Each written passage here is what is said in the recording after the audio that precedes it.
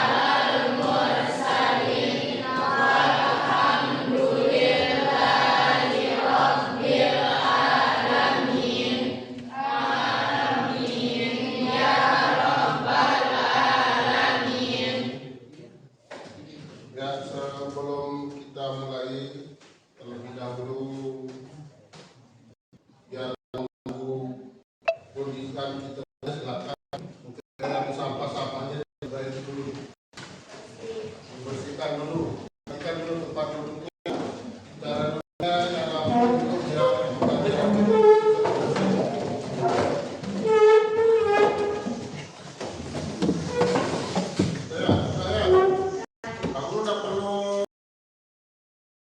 untuk belajar sejarah.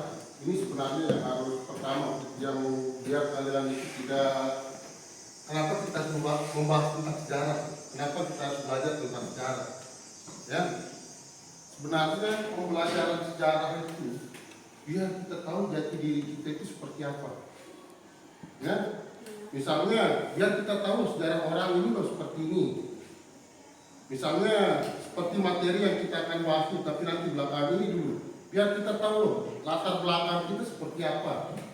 Itu gunanya kita membahas tentang sejarah. Ya, itu biar kita tidak mengambang lah modelnya. Kayak orang pacaran itu. Kita harus tahu loh jati dirinya pacar kita itu seperti apa. Biodatanya itu kita harus tahu. Keluarganya seperti ini, dari latar belakangnya seperti ini. Sama kayak kita membahas tentang sejarah ini juga. Biar kita pembelajaran sejarah itu biar kita tahu loh, biar kita bisa melaksanakan, biar kita tahu apa namanya, awal dari sejarah kita itu seperti apa dari dulu itu.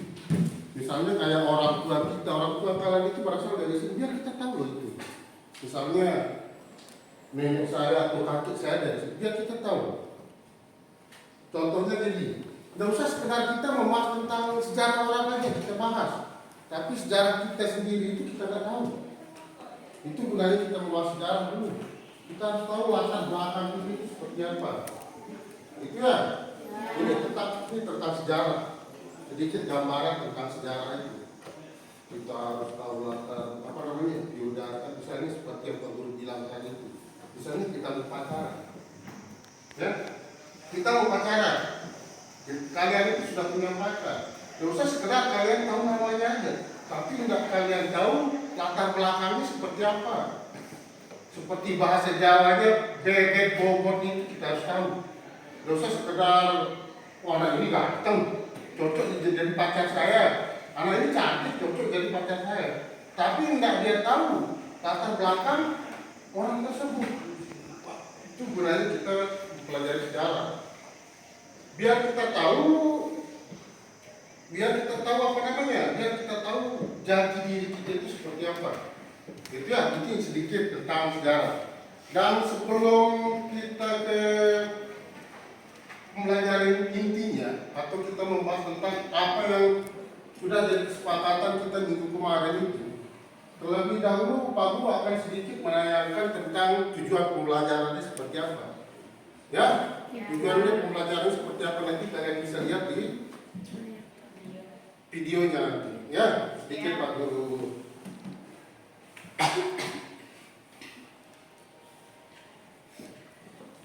Sudah kelihatan? Sudah. Ini dulu ya. Videonya nanti belakangan. Yang kita akan bahas pada hari ini tentang latar belakang lahirnya agama dan kebudayaan Hindu Buddha di Nusantara.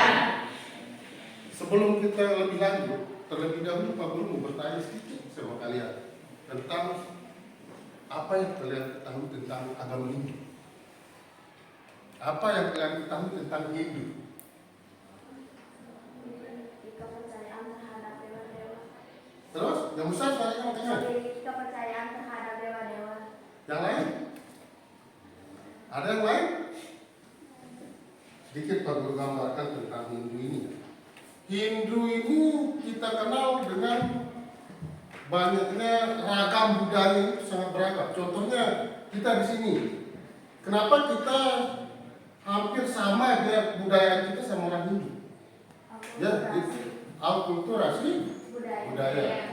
Dan kenapa kita bisa sampai detik ini? Bisa termasuk kita mengadopsi kebudayaan orang Hindu juga, ya.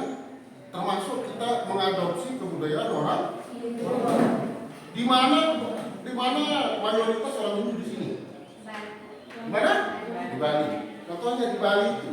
Dan kenapa bisa kebudayaan orang Bali itu bisa kita adopsi sampai sekarang?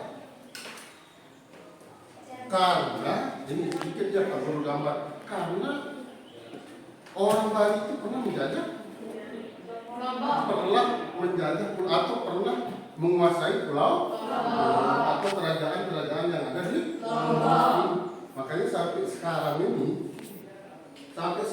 ini kebudayaan orang Hindu itu sangat melekat terutama di orang Sasak. Ya, contohnya seperti Pak Guru, ini contoh aja ya. Contohnya seperti Pak Guru lalu. Sebenarnya dari orang Sasak itu tidak ada yang mengenal sama aja, ini sama aja ya terkenal. Itu sebenarnya. Tapi ini pemberian dari Pasta ataupun kelas. nah seperti itu. Ini pemberian dari orang Hindu. Itu ya, ini sedikit tentang latar belakang kalau kita mau tahu, kalau kita membahas tentang ini. Ya, dan di sini di Lombok ini kebanyakan juga agama Hindu masih terlihat sampai sekarang ini kebanyakan di Lombok Barat. Itu pada umumnya di Lombok Barat itu masih banyak. Kalau di Lombok Timur ini cuma sedikit, cuma berapa persen aja. Di Perinjabaya itu ya termasuk Bosnia Bagus juga seperti itu orang Hindu. Adanya di Perinjabaya. Kalau yang lain itu di kecamatan yang lain masih kurang. Dan mungkin hampir tidak ada. Contohnya di kecamatan Sembayung juga banyak sekarang orang Hindu. Tidak, tapi kan harus kita boleh Toleransi. itu ya. Yang kedua mengenai sudah lihat di depan tujuan pembelajaran. Maksudnya tujuan pembelajaran kalian itu bisa dibaca itu?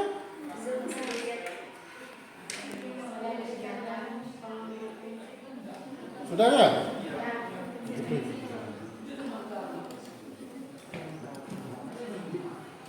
Gitu ya?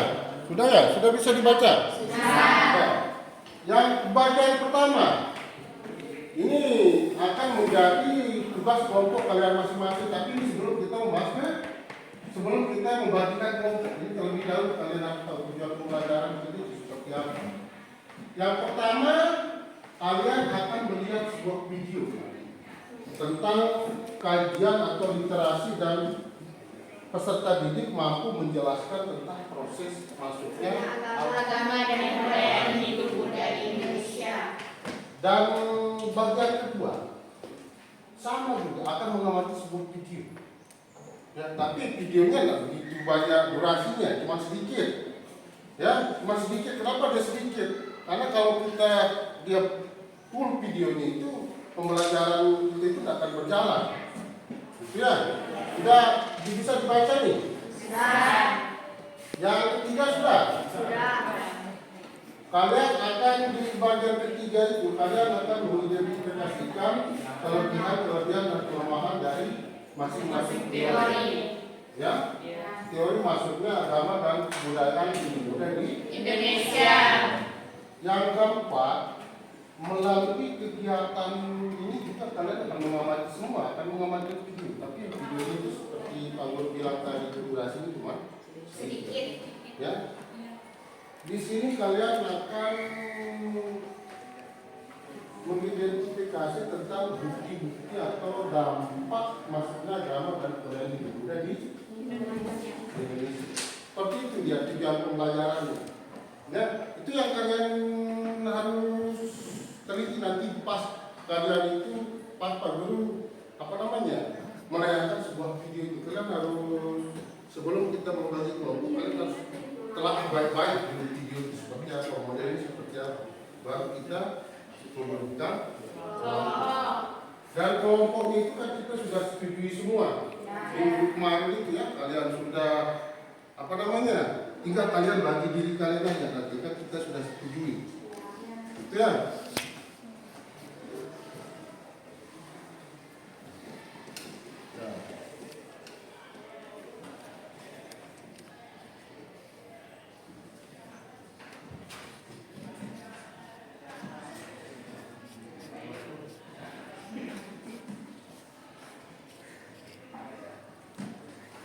Kalau videonya ini perlu saya angkat sedikit videonya sebelum kita membagi kelompok.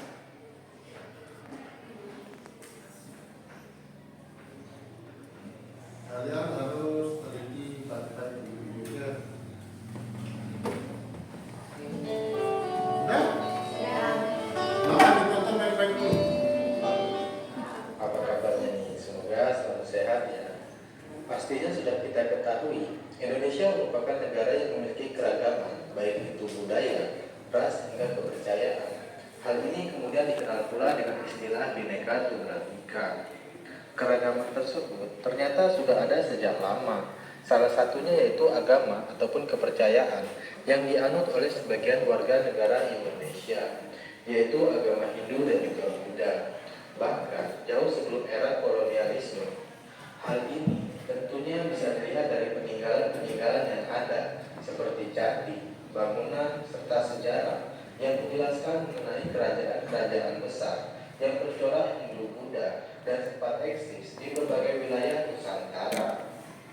Namun, tentu saja agama Hindu dan juga Buddha di Nusantara ini tidak begitu saja. Terdapat proses yang panjang hingga munculnya berbagai teori yang menjelaskan hal tersebut. Dan dalam pembahasan kali ini, kita akan mencari tahu bagaimana sih asal-usul dari agama Hindu dan juga Buddha ini hingga bisa masuk dan juga berkembang di Indonesia, serta sumber ataupun bukti apa saja yang mendukung hal tersebut.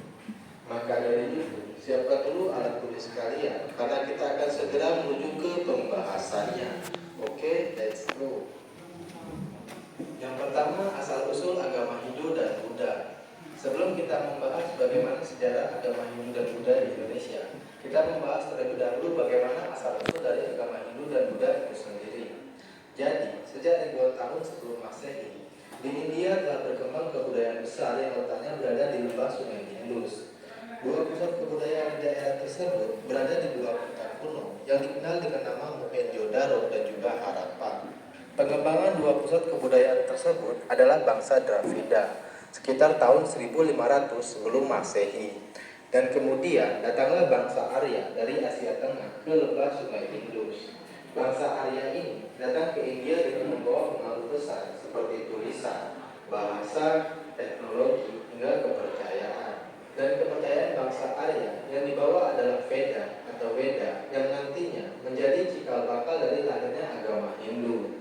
Dan lahirnya agama Hindu ini merupakan bentuk dari percampuran kepercayaan antara bangsa Arya dengan bangsa Dravida. Dalam agama Hindu bersifat politeisme, yaitu percaya kepada beberapa dewa, dan terdapat 3 dewa utama atau Trimurti yang dipuja oleh masyarakat Hindu, yaitu Dewa Brahmana atau Dewa Pencipta, Dewa Wisnu sebagai Dewa Pelindung, dan juga Dewa Shiva sebagai Dewa Pembinasa. Dan ketiga dewa tersebut dikenal dengan sebutan sebagai Trimurti. Sedangkan kitab suci dari agama Hindu ini adalah Veda. Kemudian itu agama Buddha muncul sekitar tahun 500 sebelum Masehi. Dan pada saat itu di India telah berkembang kerajaan-kerajaan Hindu yang sangat besar. Salah satunya yaitu dinasti Maurya. Dinasti ini mempunyai raja yang sangat terkenal yaitu Raja Asoka. Kemunculan dari agama Buddha ini tentu tidak terlepas dari tokoh yang bernama Siddhartha Gautama atau dikenal pula dengan nama Buddha Gautama. Siddhartha adalah putra dari raja yang bernama Suddhodana yang berasal dari kerajaan Kapilawastu. Hingga ajaran ini meluas dan berkembang ke berbagai wilayah, salah satunya yaitu di Indonesia, dan bertahan hingga saat ini. Kemudian yang kedua, sumber yang menjelaskan adanya hubungan antara India dan juga Nusantara. Sebelum kita membahas lebih jauh, baiknya kita mengetahui dari mana sih sumber yang menjelaskan adanya hubungan antara bangsa India dan juga bangsa Indonesia pada saat itu. Yang pertama bisa kita lihat dari sumber dari India. Bukti adanya hubungan dagang dapat kita lihat dari kitab Jataka dan juga kitab Ramayana. Akan tetapi dalam kitab ini tidak dapat menyebutkan kapan India mengenal Indonesia. Kemudian sumber yang kedua ada dari Cina. Hubungan Indonesia dan Cina diperkirakan telah berkembang pada abad ke-5. Bukti-bukti yang memperkuat hubungan itu diantaranya adalah perjalanan seorang pendeta Buddha yang bernama Fahien pada sekitar tahun 413 Masehi. Fahien melakukan perjalanan dari India ke Yewoti atau Tarumanegara dan kembali ke Cina melalui jalur laut. Kemudian selanjutnya ada juga dari Kaisar Cina yaitu Wendy yang mengirimkan utusan ke Senkou atau Pulau Jawa. Selanjutnya ada sumber dari Yunani. Hubungan dagang antara Indonesia dengan India dan juga Cina dapat diketahui dari tulisan ditulis oleh Claudius Ptolemeus, seorang ahli ilmu dari Yunani. Dalam tulisannya yang berjudul Biografi yang ditulis pada abad kedua, Ptolemeus menyebutkan nama Labadium yang berarti Pulau Jelai. Mungkin kata itu ucapan Yunani untuk menyebutkan Yawadvipa yang artinya juga Pulau Jelai. Dalam kitab Ramayana bahwa Yawadvipa yang dimaksud adalah Pulau Jawa. Yang ketiga, maksud dan berkembangnya Hindu Buddha di Indonesia. Setelah kita mengetahui mengenai adanya interaksi antara bangsa India dan juga Indonesia, selanjutnya kita membahas mengenai bagaimana maksudnya agama Hindu dan Buddha ke Indonesia. Meskipun secara pasti belum diketahui, akan tetapi pada tahun 400 Masehi atau sekitar abad ke-5, dipastikan agama Hindu dan Buddha telah berkembang di Indonesia. Hal ini dibuktikan dengan temuan prasasti Yupa yang ada di Kalimantan Timur. Prasasti tersebut menunjukkan bahwa telah berkembangnya kerajaan Kuta di Kalimantan Timur dengan adanya kerajaan pada tahun 400 Masehi, dan berarti agama Hindu dan Buddha ini telah masuk ke Indonesia sebelum tahun tersebut. Dan juga terdapat beberapa pendapat atau teori mengenai masuknya agama Hindu dan Buddha ke Indonesia ini. Teori-teori tersebut adalah sebagai berikut.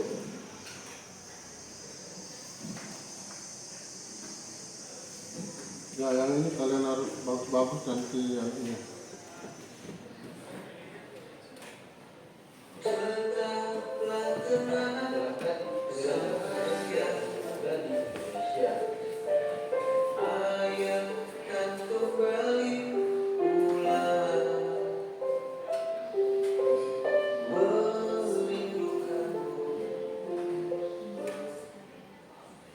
Nah, setelah kalian menonton video ini, apakah ada sedikit gambaran yang sudah masuk di kepala kalian? Ada. Yang cowok, ada gambarannya sudah? Atau perlu Pak Guru tanyakan lagi? Sudah. Sudah ada? Kalau memang sudah ada, silahkan sekarang kalian itu bagi kelompok yang sudah kita sepakati minggu kemarin. Ya, silakan. Ya terserah, pokoknya kelompok yang kemarin itu silakan. Mungkin mulainya dari sana kelompok 1, 2, 3, 4. Kita pakai 4 kelompok aja ya. Ya, kenapa? Oh ya, kita perlu jelasin. Setelah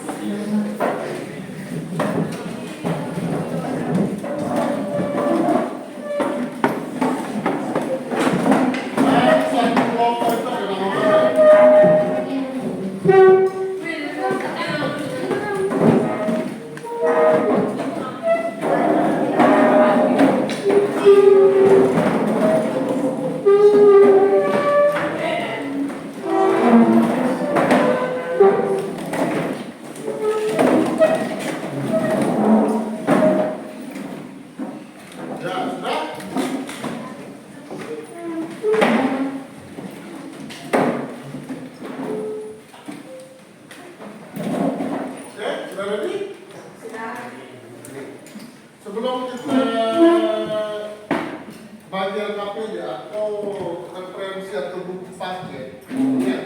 Mungkin yang punya HP silakan keluarin HP-nya, boleh pakai HP juga. Ya, boleh silakan pakai media, manfaatkan media yang ada itu. Ya, yang kedua, kenapa kita membagi cuma 4 kelompok? Ya, semula seharusnya 5. Seharusnya 5 kelompok karena teori itu ada 5. Teori masuk dan berkembangnya agama Hindu dan budaya di Hindu Buddha di Indonesia ini ada 5 sebenarnya. Tapi kenapa kita membahas 4 teori itu? Karena di buku paket yang sekarang yang terbaru ini cuma 4 yang ada di sana. Makanya Pak Guru punya inisiatif membagi kelompok cuma 4 kelompok atau menjadi 4 kelompok aja. Dan ini sebelum kita mulai kerja, Pak Guru berharap kalian itu bisa bekerja sama dengan baik. Ya, nggak usah ada satu yang cuman yang misalnya momot atau seperti bahasa nggak usah momot dan waktu lama kurang ya. Dan ada yang momot, ada yang usah seperti itu. Harus semuanya punya pemikiran yang masuk di lembar kerja kalian nanti. Harus semua pemikiran kalian itu harus ada. Ya. Dan banyak referensi yang kalian bisa ambil dari sana, dari buku aja, dari media. Oke, silakan dimaksimalkan itu. Dan maksimal kalian kerjakan di LKPD ini maksimalnya 20 menit. Ya, maksimal sudah 20 menit. Dan untuk persentasenya nanti kita lihat waktu, kalau memang ada waktu dia langsung tanya jawab, gitu ya? Ya, silakan kalian maksimalkan waktu tersebut. Tidak usah ada yang seperti yang Pak Guru bilang tadi, tidak usah ada yang kayak patung Ramadan, ya, ada yang main-main, ada yang cuma lihat update tapi tidak mau mengerjakan tugas. Kerja tim kalian yang Pak Guru nilai, kekompakan kalian yang Pak Guru nilai juga. Bukan sekedar kalian bikin kelompok, tapi kalian yang mau kerja sama kelompok kalian, gitu ya?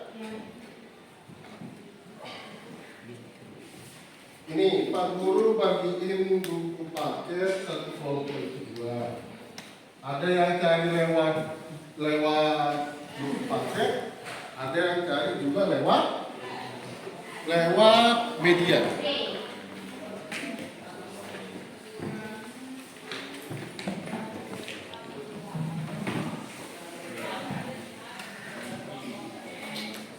Dan ini yang kalian harus perhatikan juga di LKPD atau lembar kerja stability ini, di sini sudah lengkap, petunjuknya itu sudah lengkap. Di sini tinggal kalian isi aja apa yang kalian temukan pada tugas yang sudah ada di LKPD kalian ini. Kelompok 1 mana?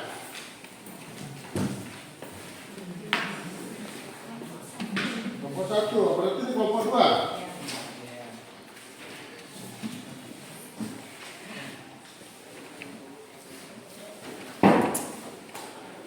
Kalian bisa buka di halaman 117 di paketnya. Di halaman 117.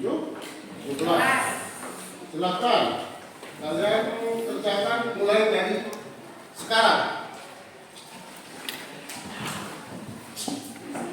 Maksimal waktu kalian itu untuk mengerjakan itu 20 menit. Tapi tidak usah ada yang bilang ini Pak Guru seperti ini, dia kampanye usah gitu ya. Masalahnya musim kampanye sekarang kan itu.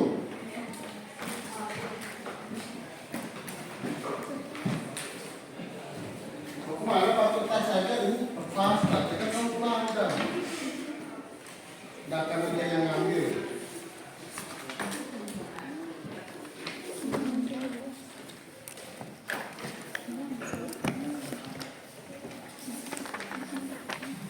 Ingat, kekompakan Pak Guru nilai juga. Kalau nggak muat di kolom itu silakan bisa di lembaran keduanya itu. Biodata diri kalian harus lengkap di sana, harus sesuai sama ijazah kalian. KTP belum punya.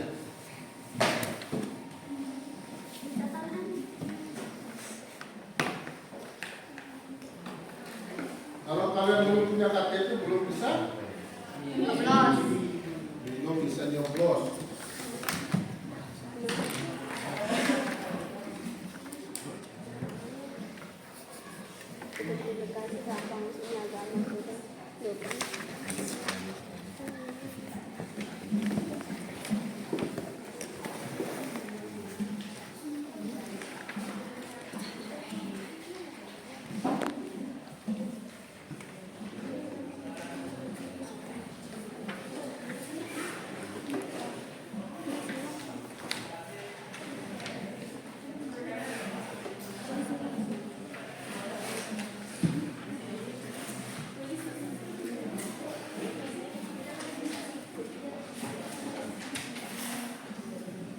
Itu kan di lembaran keduanya itu kalau nggak buat bisa di lembaran keduanya itu kalian tulis. Itu kan sudah ada kolomnya, petunjuknya sudah lengkap di sana. Dan kalian harus siapkan pertanyaan masing-masing satu aja, kita sepakati satu aja ya. Mudah-mudahan waktu kita juga cukup. Kalau memang nggak cukup waktu, ya biar cuma fasilitas. Tapi kita usahakan kalian harus punya tanggung jawab. Ya, kalau nggak tanggung jawab, dan kalian setiap kelompok harus punya pertanyaan minimal satu pertanyaan.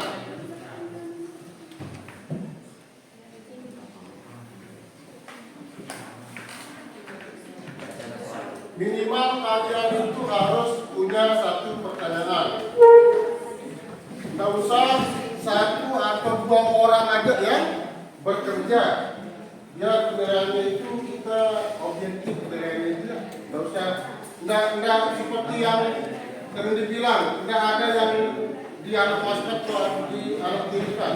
Semua kalian itu rata.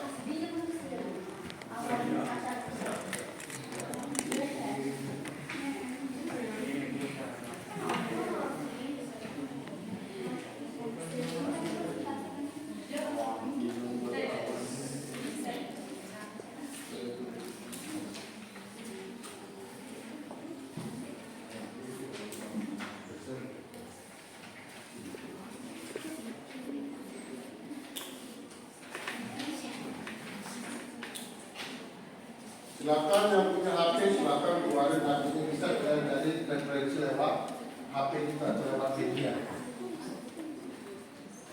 Manfaatkan paku Google itu. Ya. Ada yang punya paku di sini? Ada ya? Semua sih kita punya paku. Kalau nggak punya paku, tapi kita nggak punya orang. Itu sebenarnya tujuan pembelajaran negara. Biar kita tahu objektif itu seperti apa. Tidak usah sekedar kita tahu ya kita hidup, tapi nggak tahu silsilah hidup itu seperti apa. Itu budaya kita mau belajar tentang sejarah.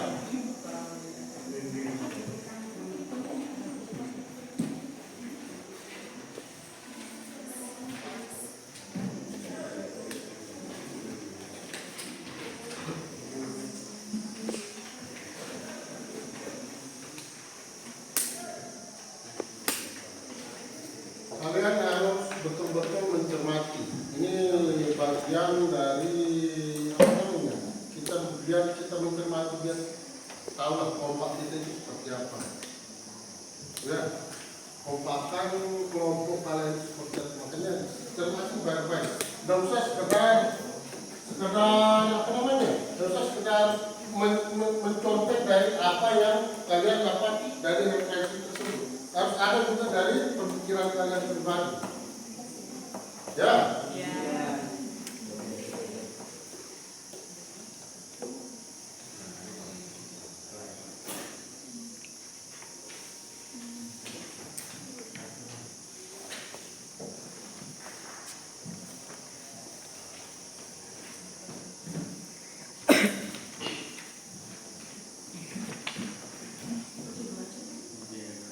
Ada yang sudah punya pacar di sini?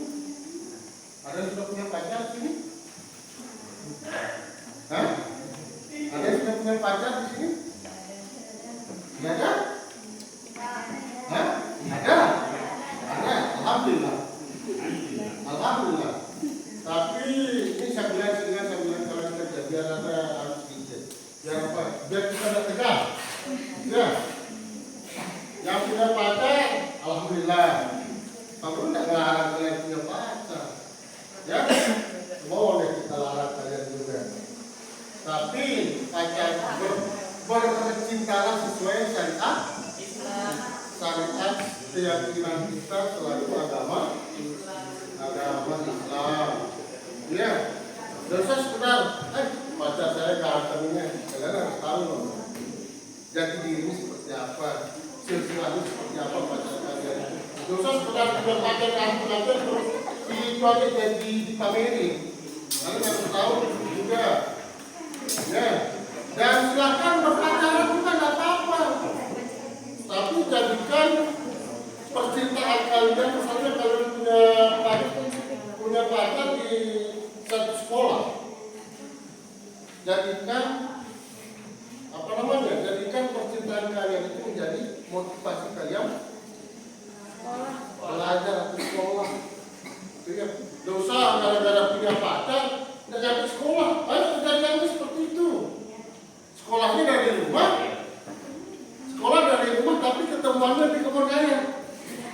Sekolahnya di kebun raya, ya silakan berpacaran atau bercinta, nggak apa-apa. Tapi kalian harus tahu etika orang berpacaran itu seperti apa. Menjadikan pacaran kalian itu menjadi motivasi buat diri kalian yang menjadi yang lebih baik lagi. Oke?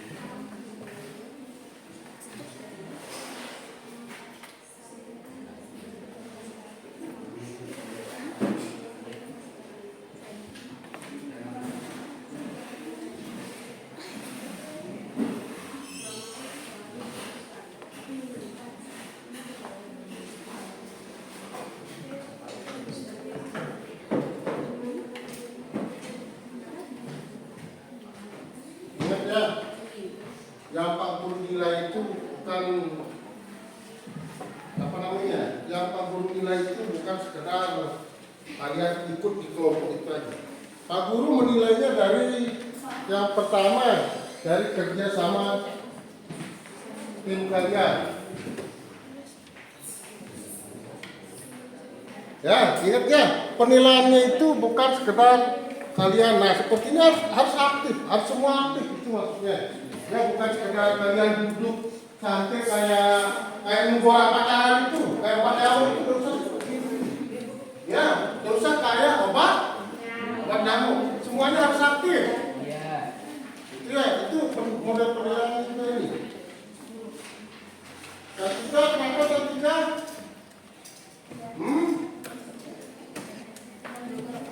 Ya silakan. Dan tiga sudah punya pacar tiga? Enggak apa-apa seperti yang Pak Guru bilang tadi. Silakan pacaran. Silakan. Pak Guru tidak melarang, malahan kalau siapa yang punya pacar di sini dan pacaran ini secara baik dan benar menurut syariat agama, Pak Guru nanti kasih hadiah. Ya, Pak Guru kasih coklat. Terusnya banyak coklat. Ya. Ada yang pacaran di satu sekolah? Banyak. Ya. Tapi terusnya pacaran itu sedikit-sedikit mau minta nikah. Kan itu masih kecil. Nanti nikahnya kalau sudah kalian punya penghasilan. Ya, itu masuk ke Pak Guru. Silahkan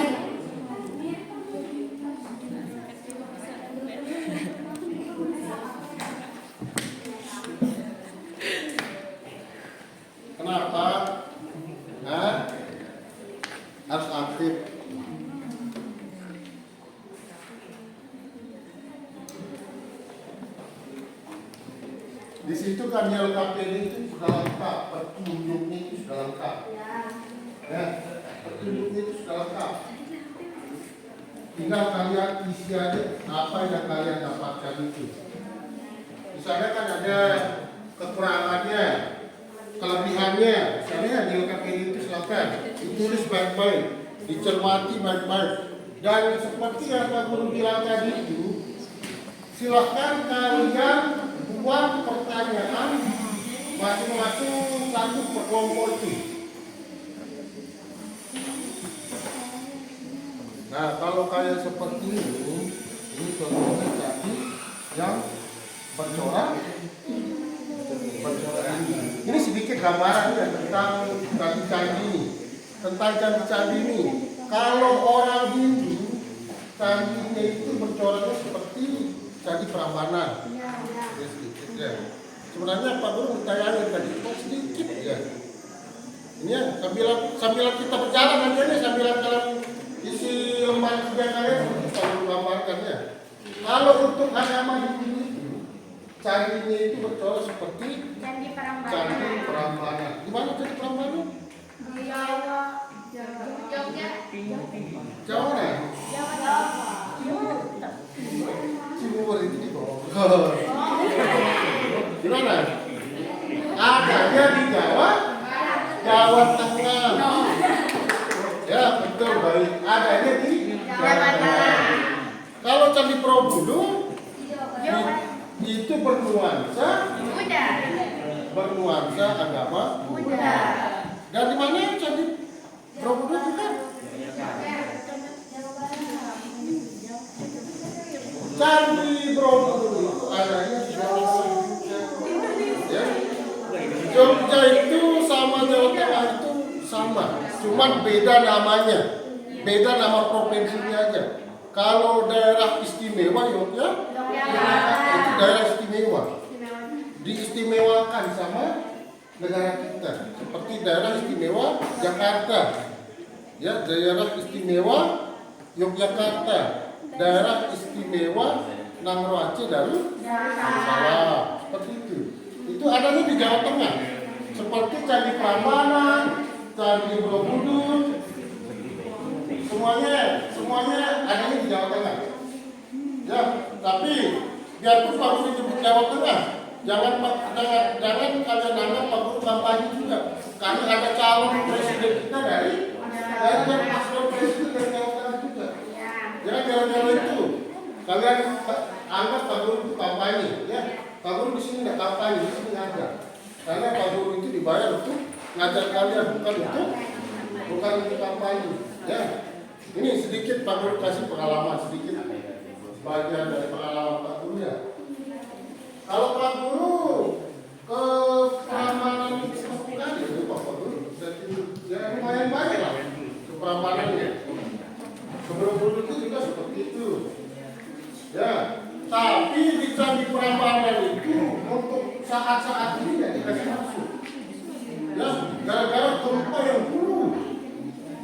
Ya, sebelum gempa itu ada gempa di Jawa Tengah itu. Gara-gara itu tidak dikasih masuk. Di dalam candi itu ada sebuah waktu. Ya sekitar 30 atau 40 orang yang bisa kita nampung di dalam candi. Kalau di candi berapa? Ada bisa kita masuk 40 orang. Ya kalau di Candi Borobudur kalian berapa itu bisa masuk di sana. Karena model itu kayak bertangga itu tinggi itu bangunannya. Itu contohnya di. Dan yang membedakan Candi Prambanan sama Candi Borobudur itu adalah dari daya tarik. Yang pertama dari bentuknya, ya. Yang kedua dari relik-relik yang ada pada candi tersebut. Ya. Nanti kita akan bahas itu. Ini dulu masuknya agama dan kebudayaan Buddha di Indonesia itu baru kita akan masuk ke candi. Kita akan ke sana nanti seluruh apa?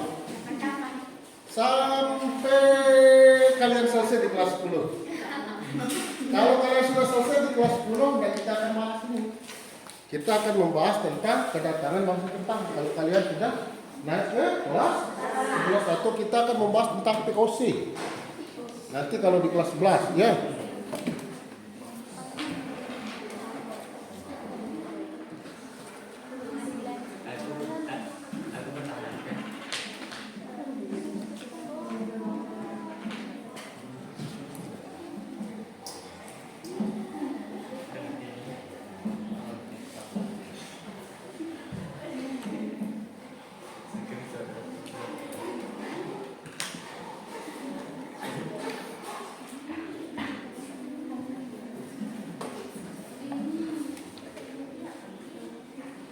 Ya, kenapa? Ada yang kalau berada di tempat silahkan diteriakkan apa?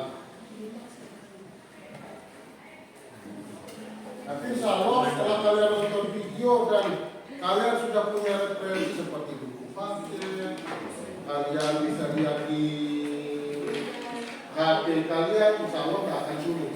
Cuma yang sulit lagi itu kalau ada pertanyaan dari kelompok lain, ya.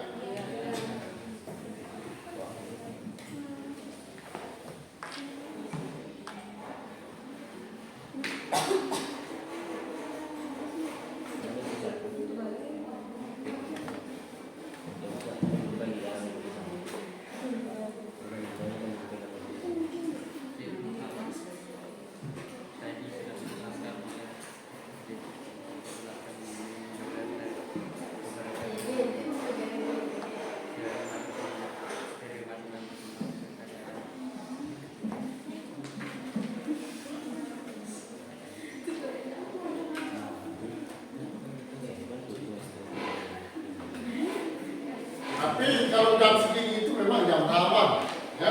Kalau bahasa ini jam rawan. Kenapa kamu bisa bilang jam rawan? Rawangan tuh, ya. Sebenarnya kalau sudah jam seginian, enaknya kita di mana?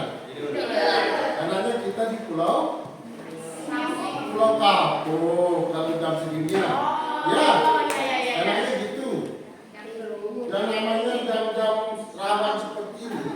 Kita harus apa namanya? Kita kenal bukan enak kalau belajar akan bisa kita kontrol diri kita kalau jatuh kita kenyang. Ya, saatnya kita kalau sudah kenyang itu harus yang kedua harus kita istirahat. Ya, yang sebenarnya. Tapi ini adalah kewajiban.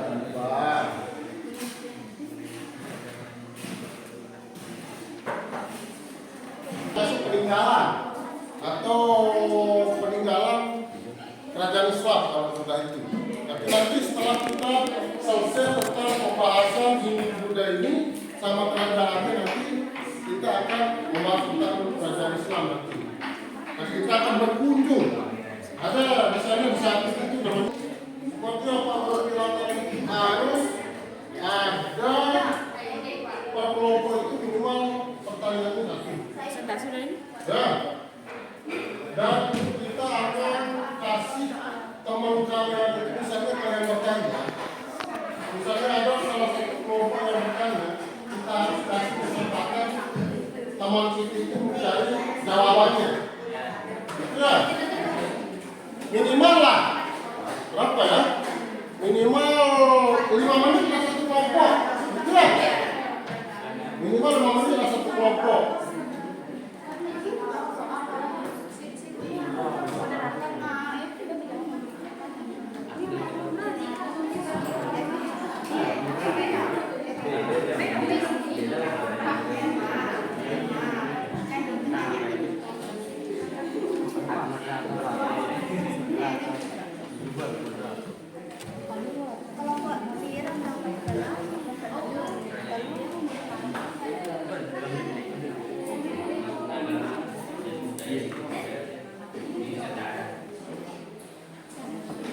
Silakan ada yang sudah jadi komponen? Nggak usah kita acak aja yang pertama ya. Maksudnya yang pertama kita acak, nggak usah dari kelompok 1 ke 2 kita aja. Kita acak dia. Dia ada sedikit pendengaran. Ya. Tapi sebelum kita ke presentasi kelompok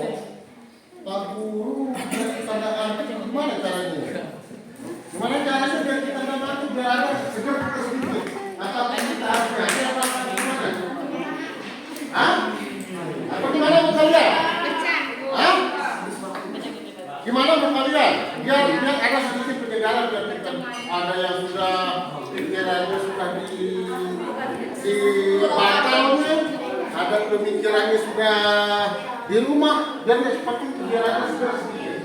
Maunya gimana? Maunya gimana? Maunya nyanyi? Nyanyi apa? Coba sekarang ini aja, kamu yang putuskan. Semuanya berdiri.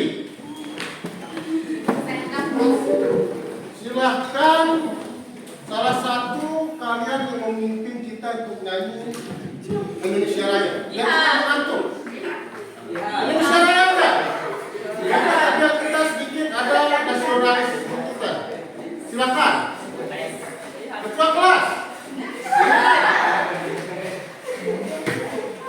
Ini temennya untuk nyanyi, ya tak apa-apa. Yang cewek juga jadi sini juga apa-apa. Ayo. Ayo. Ayo tak apa-apa, biar mama aja lah, tak apa-apa. Udah kerja lagi, penting nyanyi, biar kita harus sedikit segar. Sambil apa namanya? Sambil ada semangat gitu. Ayo. Lagu Indonesia Raya aja. Nanti biar kalian bisa hafal nanti lagu Indonesia Raya. Masalahnya ada salah satu calon legislatif, ada calon apalagi calon presiden yang tak hafal lagu Indonesia Raya.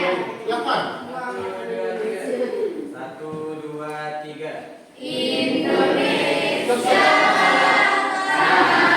Yang bisa caranya.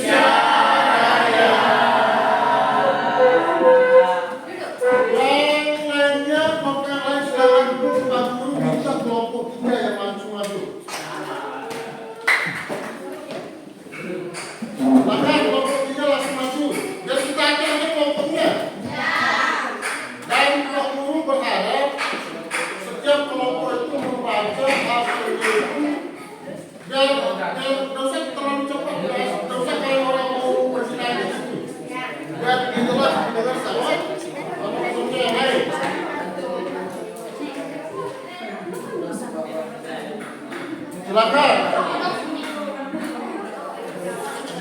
Ya.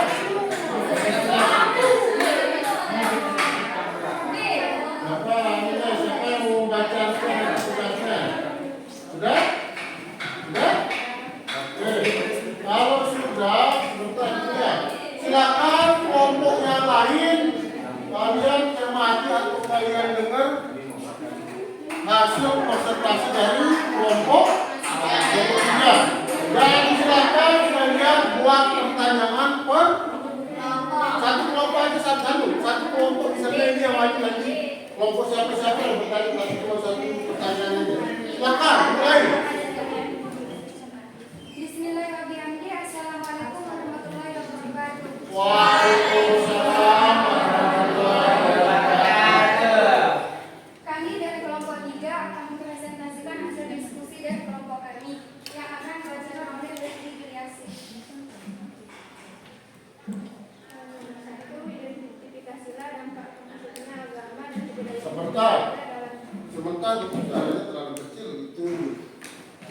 Ya, sebentar ini pakai ini. Tapi kalau bisa saran juga suara dia ya. Temennya yang di belakang nggak dengar. Saran atau depannya nggak apa-apa. Siapa yang besar suaranya, agak besar suaranya, nggak ada suaranya. Ya nggak apa-apa. Ayo, depanan sini depanan. Depanan yang lain itu besar ya. Kayak aku aja mau mepet ini. Depanan. Dan dengan siapa yang lain. Silakan dicermati baik-baik. Nomor 1, identifikasilah dampak masuknya agama dan budaya Hindu Buddha dalam bidang sosial yang bisa kalian lihat dan rasakan. Dampak masuknya agama dan kebudayaan Hindu Buddha dalam bidang sosial yang bisa kita lihat dan rasakan pada masa ini antara lain: 1. Terjadi bentuk perubahan dalam tata kehidupan sosial masyarakat, misalnya adanya sistem kasta. Nomor 2, sistem gotong royong mulai berubah karena adanya perbedaan golongan.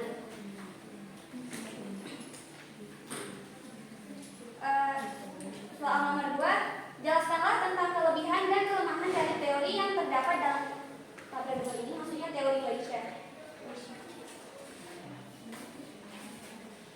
Kelebihan teori ini adalah dahulu wilayah yang ada di Nusantara dijadikan tempat untuk perdagangan antara bangsa lainnya yang memungkinkan di tengah kegiatan perdagangan tersebut para pedagang dari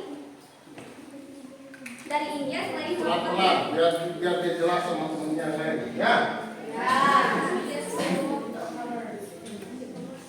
Antara bangsa lainnya yang memungkinkan di tengah kegiatan perdagangan tersebut para pedagang dari India selain melakukan transaksi, banyak di antara mereka yang melakukan pernikahan dengan penduduk Nusantara yang sudah tentu menjadi saluran masuk dan berkembangnya agama dan kebudayaan Hindu Buddha di Indonesia.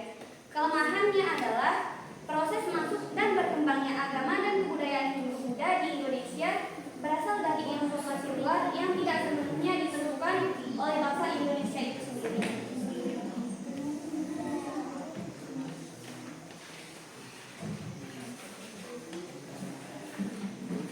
Soal nomor 3 adalah berilah kesimpulan dari dua jawaban yang pertanyaan. Kesimpulannya adalah dari pemaparan di atas dapat ditarik kesimpulan bahwa agama dan kebudayaan Hindu Buddha telah banyak mengubah sendi-sendi kehidupan masyarakat di Nusantara, baik dalam hal sosial, politik, dan budaya, yang hingga saat ini masih kita bisa saksikan berkembang di tengah-tengah masyarakat. Baik, mungkin teman-teman ada yang mau bertanya atau mau menanggapi? Ayo, ada dari kelompok berapa sebutkan namanya biar kita langsung penilaiannya biar bisa silakan. Berdiri, yang mau bertanya itu silakan berdiri. Ya, biar dilihat sama teman yang lain. Perkenalkan diri juga. Oke, baiklah. Assalamualaikum warahmatullahi wabarakatuh.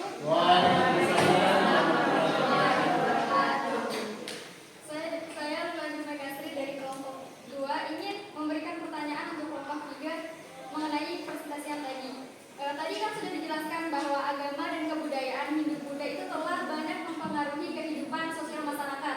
Nah, salah satunya itu tadi bentuk perubahan dalam tata kehidupan sosial masyarakat. Misalnya itu adanya sistem kasta.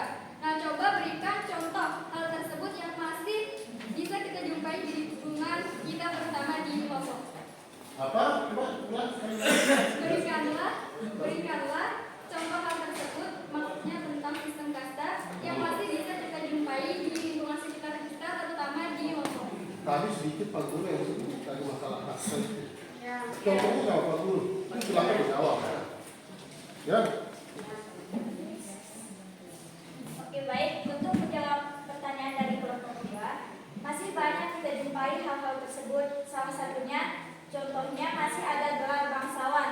Kalau dalam budaya Hindu dikenal dengan kasta ksatria atau bangsawan, seperti penggunaan gelar lalu atau raden untuk laki-laki dan bai atau denda untuk perempuan di lingkungan sekitar kita. Mungkin hanya itu. Sekian. Ya, sedikit Pak Guru tambahin kalau masalah ini masalah tentang kasta. Ya, kasta ya. Kasta itu seperti yang Pak Guru bilang tadi itu ada contohnya sama Pak Guru sendiri. Ya, termasuk Pak Guru dapat kebudayaan orang ini termasuk Pak Guru pakai atau dulu orang tua Pak Guru, bukan Pak Guru ya. Kalau Pak Guru udah kadang kan Pak Guru mau tahu kasih nama sendiri sama Pak Guru sendiri kan tak? Dari orang tua Pak Guru. Itulah seperti lalu atau dede yang disebutkan tadi itu adalah salah satu kasta yang peninggalan dari kerajaan Hindu Buddha atau kerajaan Hindu. Itu aja. Ya, udah jelas ya? Udah ya? Silakan untuk kelompok 3 kita berikan waktu 10. Silakan kelompok 3 balik untuk minum.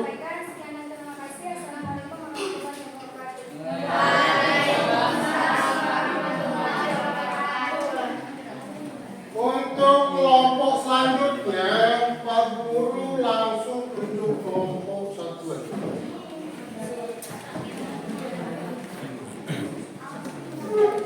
Dan yang sudah lagi presentasi, silakan LKPD-nya itu dilengkapi dengan manfaatnya akan ditemukan lagi.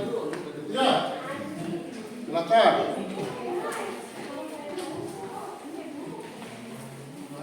Pak Guru di sini aja ya mendengarkan ya. Kok ketawa aja ini? Mungkin ada pakai dulu sini. Hah? Assalamualaikum warahmatullahi wabarakatuh. Kami dari kelompok 1 akan mempresentasikan hasil diskusi kami yang akan disampaikan oleh salah satu lainnya.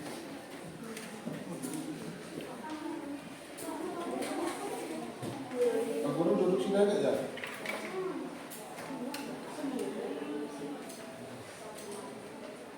Jadi berdirinya hari ini ingin menjelaskan proses masuknya agama dan kebudayaan Hindu Buddha di Indonesia. Satu, mengenai proses masuk dan berkembangnya agama dan kebudayaan Hindu Buddha di Indonesia, ada beberapa teori yang memaparkan Ada beberapa teori yang memaparkan hal tersebut, antara lain A. Teori Waisa yang dikemukakan oleh N.G. Krong menyatakan bahwa agama dan kebudayaan Hindu Buddha dibawa oleh para pedagang yang melakukan kegiatan perdagangan di Indonesia. Yang kedua adalah teori kesatria yang dikemukakan oleh P.D.G. Box menyatakan bahwa agama dan kebudayaan Hindu Buddha dibawa oleh para bangsawan. Dan yang ketiga adalah teori Brahmana. Teori Brahmana dikemukakan oleh G.C. Fengyu menyatakan bahwa agama dan kebudayaan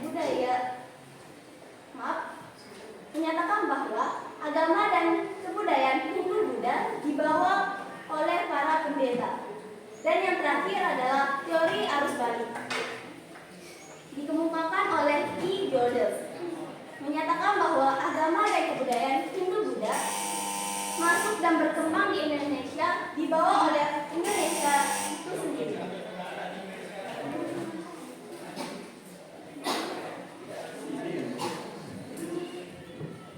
Di sini juga saya ingin menjelaskan tentang kelebihan dan kelemahan dari teori yang terdapat dalam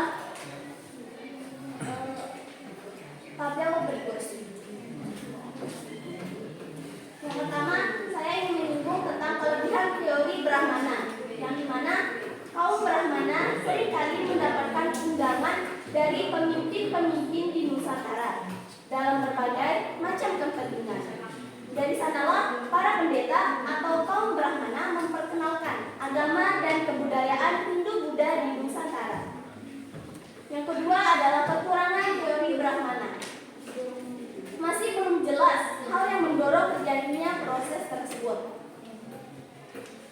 Dari kedua pertanyaan tersebut, saya ingin menyimpulkan bahwa dari beberapa pertanyaan di atas mengenai proses masuk dan berkembangnya agama dan kebudayaan Hindu Buddha dapat ditarik kesimpulan bahwa agama dan kebudayaan Hindu Buddha masuk ke Indonesia dibawa oleh kelompok atau golongan sosial kasta yang berasal dari India, yang dimana masing-masing memiliki bukti-bukti tentang hal tersebut, terlepas dari kelebihan dan kekurangan dari masing-masing teori tersebut. Sudah jelas? Kalian dengar? Jelas. Silakan, mungkin ada pertanyaan langsung. Moderator, mainkan. Mungkin ada pertanyaan dari temannya. Di sini kami membuka sesi pertanyaan. Silakan ada yang mau bertanya. Ya, yang mau bertanya itu silakan berdiri. Kalau bisa suaranya juga dibesarkan.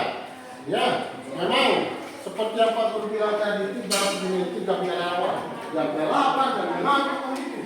Tapi usahakan suara kalian itu bisa besar sedikit. Saya Asmarina dari kelompok 4 akan bertanya untuk kelompok 1. Baik, tadi sudah dijelaskan mengenai beberapa teori masuk dan berkembangnya kebudayaan hidup Buddha di Indonesia.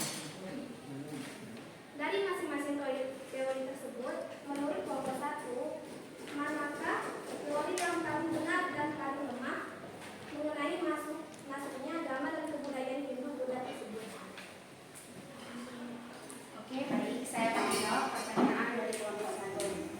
Mungkin kami dari kelompok 1 tidak bisa menjawab secara pasti mengenai paling kuat dan tidaknya dari teori-teori tersebut. Dikarenakan masing-masing teori tersebut memiliki sumber dan bukti yang sama kuatnya. Namun, kami bisa berikan tanggapan bahwa di antara keempat teori tersebut sama-sama memiliki andil dalam proses masuknya agama dan kebudayaan Hindu-Buddha di Indonesia. Mana? Jelas. Ini sedikit Pak Guru tambahannya sedikit aja. Sedikit, dan tidak usah terlalu banyak-banyak. Memang untuk teori kebanyakan teori, ya ada 5 teori. Yang terakhir itu sudah, ya sebenarnya harus ada yang kelima teori. Tapi berhubung buku paket kita dia baru, ya edisinya terbaru ini, dan yang ditampilkan di sana cuma 4 teori saja. Makanya Pak Guru seperti penjelasan kami tadi itu cuma 4 teori. Tapi yang keempat teori itu hampir sama persis penjelasannya seperti yang dibilang tadi itu. Tidak ada yang bisa memastikan, ya, tidak ada yang bisa memastikan. Tapi yang jelas di sini, yang membawa agama Hindu atau agama Buddha dan kebudayaan itu datang ke Indonesia atau ke Nusantara itu, yang pertama itu yang melalui jalur perdagangan. Ya, dan untuk hal-hal lainnya itu seperti ada undangan dari pihak kerajaan yang lain untuk datang salah satu pemuka agama dari agama itu diundang misalnya. Itu yang kedua. Tapi yang pertama itu kebanyakan mereka itu datang dari pertama yang perdagangan. Itu sedikit tambahan. Ya, silakan. Kalau memang sampai di situ silakan ditutup langsung kelompok 1. Ya. Sekian hanya itu dari kelompok kami. Assalamualaikum warahmatullahi wabarakatuh.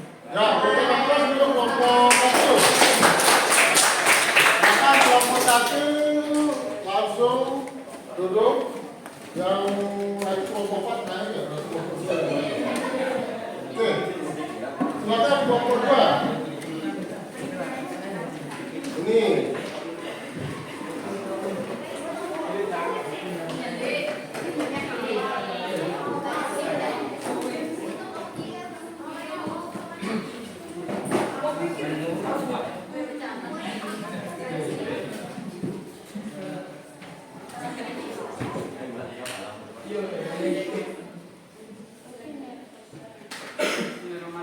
Yang besar Assalamualaikum warahmatullahi wabarakatuh. Masa kayak orang orang dari pulang malam itu? Ya, Assalamualaikum warahmatullahi wabarakatuh. Waalaikumsalam warahmatullahi wabarakatuh.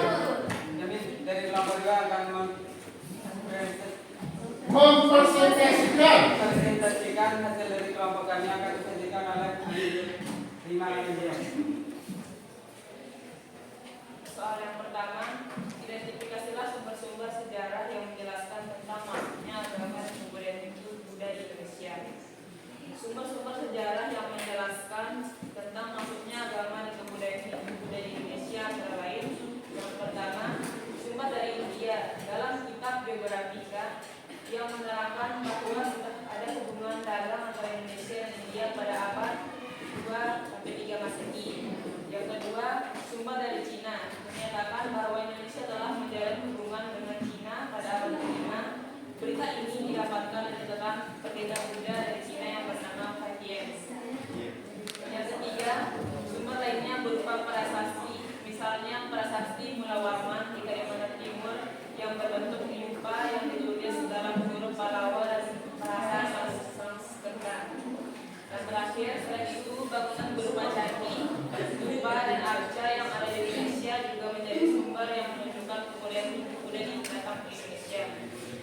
Soal yang kedua, jelaskan tentang kelebihan dan kelemahan dari teori yang terdapat dalam tabel.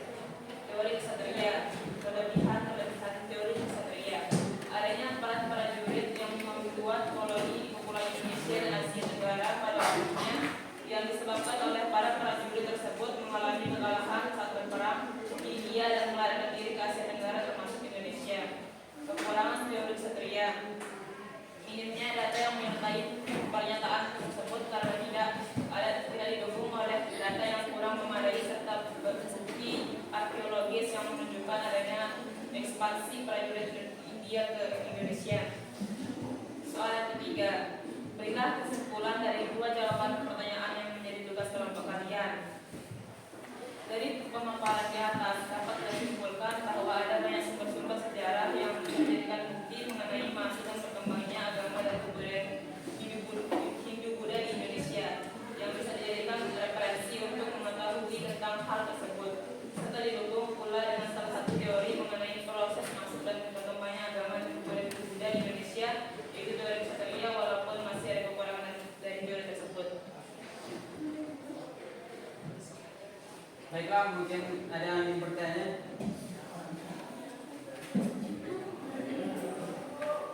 Baik, saya atas nama Ilsa Aulia ingin bertanya kepada kelompok 2.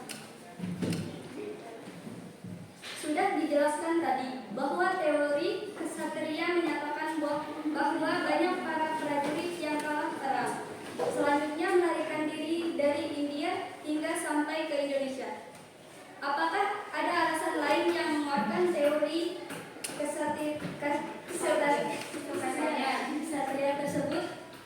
Baiklah, di sini saya akan menjawab pertanyaan dari kelompok 1. Ya, ada di antaranya adalah kerajaan-kerajaan yang ada di Indonesia sudah menjalin kerjasama antara kerajaan-kerajaan di India dalam berbagai macam kepentingan. Nah, salah satunya dalam bidang perdagangan, pengenalan budaya dan lain sebagainya.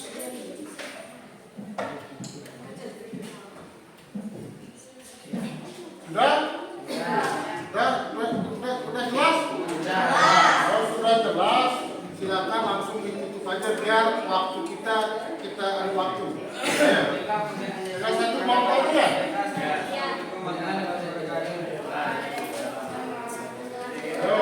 Tinggal kelompok terakhir. Mudah-mudahan kelompok terakhir bisa lebih semangat lagi. Itu yang terakhir, ya. Ayo, kita ini. Nih, apa moderatornya kita? Lihat, silakan. Ayo moderator, tapi suaranya yang besaran juga. Nggak usah kayak orang nggak makan satu hari itu.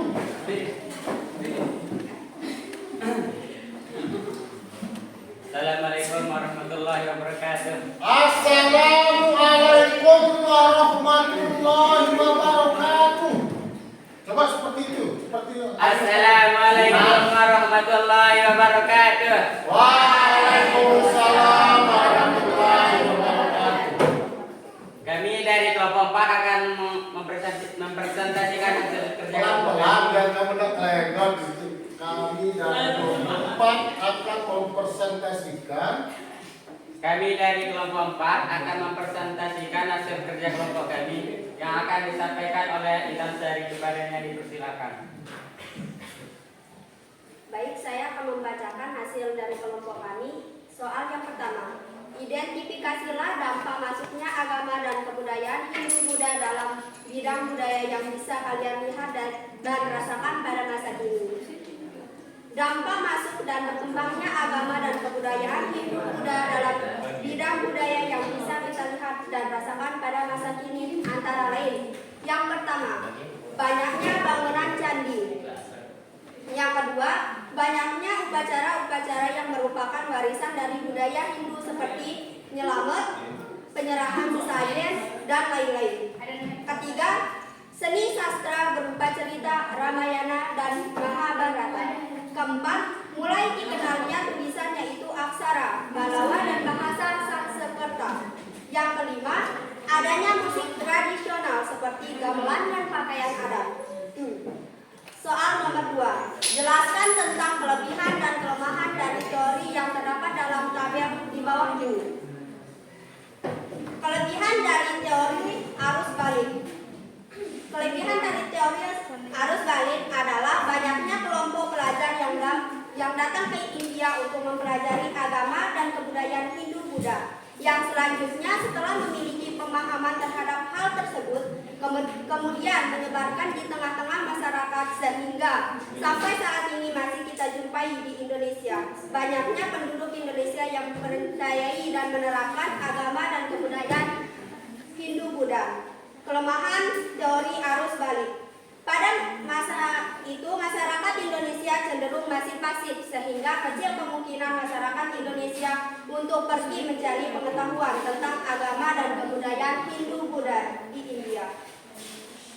Soal nomor 3. Berilah kesimpulan dari 2 jawaban pertanyaan yang menjadi tugas kelompok kalian sesuai dengan soal yang terdapat pada NKPD. Kesimpulan dari kelompok 4 adalah, dari hasil analisis di atas dapat disimpulkan bahwa banyaknya bukti yang menjelaskan tentang masuk dan berkembangnya kebudayaan Hindu-Buddha di Indonesia, baik berupa bangunan fisik, kesusastraan, dan lain sebagainya. Sekian dari saya. Ayo, jadi langsung mungkin ada yang bertanya. Kami membuka sesi pertanyaan, apakah teman-teman mau bertanya? Ada itu. Saya Nazri Alatifah dari kelompok 3 ingin bertanya kepada kelompok 4. Tadi dijelaskan bahwa adanya contoh hasil budaya Hindu dan Buddha, sedangkan agama Hindu dan Buddha memiliki perbedaan. Salah satunya berupa bangunan candi. Menurut kelompok 4, manakah yang termasuk yang bercorak agama Hindu dan yang bercorak Buddha di Indonesia? Baik, saya akan menjawab pertanyaan dari kelompok 3. Yaitu salah satu contoh bangunan candi Hindu di Indonesia adalah Candi Prambanan, sedangkan contoh bangunan candi Buddha adalah Candi Borobudur. Seperti penjelasan Pak Guru tadi sambilan kalian kerja itu, sama ya. Dan ini sedikit Pak Guru tambahin sedikit tentang tadi kalau nggak salah nyebut tentang apa namanya, tentang seperti cara berpakaian ya. Ya, sebut cara berpakaian sama sesajen kalau nggak salah. Ya, ini Pak Guru sedikit tambahin.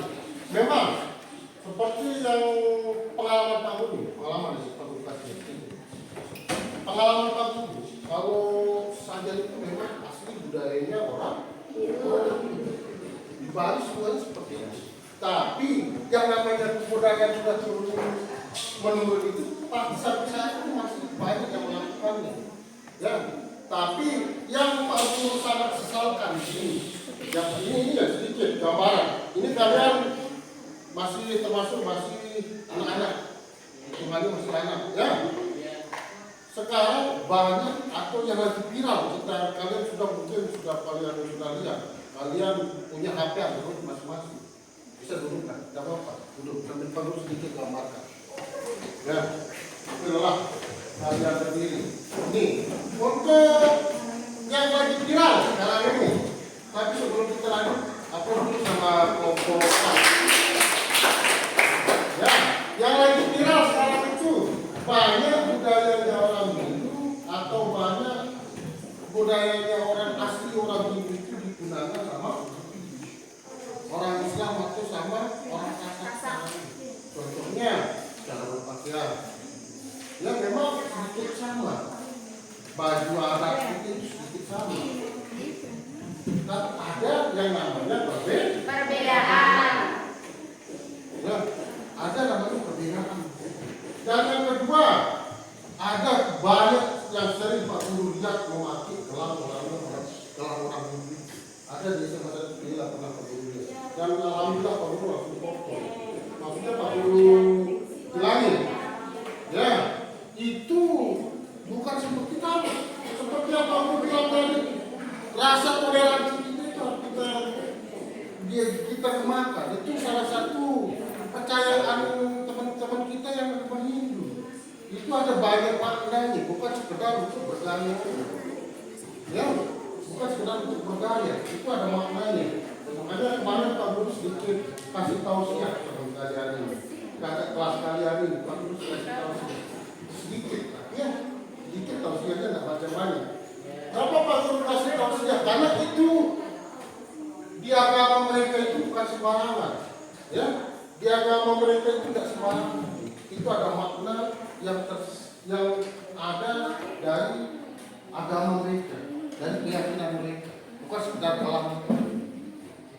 Ya, Pak Guru, kenapa Pak Guru semuanya tahu di agama ini? Dalam artian dulu judul skripsinya Pak Guru juga mengangkat tentang perbedaan sistem kawin lain agama suku Sasak dan suku Bali. Di suku Bali juga ada kawin lain. Itu kita mengadopsi di suku Bali kawin lain. Tapi yang namanya adat budaya. Sama kayak Pak Guru, pas nikah itu Pak Guru jadi pencuri. Pernah Pak Guru jadi pencuri? Mencuri ada orang tapi ini, ya termasuk Pak Guru pencuri juga. Tapi kenapa Pak Guru seperti itu? Karena Pak Guru mau melestarikan tradisi atau budaya. Ini ya. Sebelum kita tutup pertemuan kita kali ini, Pak Guru sedikit gambarkan tentang apa yang menjadi yang menjadi pedoman kita setelah mempelajari tentang masuk dan perkembangan agama ini. Dan sedikit Pak Guru gambarkan itu. Kenapa kita mempelajari tentang hidup muda? Biar kita tahu mana kebudayaan kita sendiri, mana kebudayaan orang. Ya, seperti contohnya saudara-saudara kita yang beragama itu atau beragama Buddha, dia kita tahu. Oh ini loh, ini nggak boleh, ini seperti ini. Ya seperti itu. Maksudnya Pak Guru ya, dosa sekedar kita mempelajarinya tapi kita tidak bisa memahaminya. Kita bisa mempelajarinya tapi kita harus bisa memahaminya juga. Oke? Ya, seperti ya. Contohnya nanti di minggu depan atau pertemuan selanjutnya kita akan membahas tentang model-model budaya itu lebih jauh lagi. Kita akan kuat lagi. Budayanya, hidup budaya itu akan kita kuat lagi untuk pertemuan selanjutnya. Dan sebelum kita tutup pertemuan ini, Pak Guru, tadi kita pas mulai itu kita berdoa. Sebelum kita menyelesaikan pertemuan ini, silakan kita berdoa lagi biar tambah barokah lagi. Gitu ya? Iya. Untuk doanya silakan. Untuk menutup pelajaran kita pada hari ini, atau baiknya kita dengan bersama-sama berdoa. Berdoa mulai.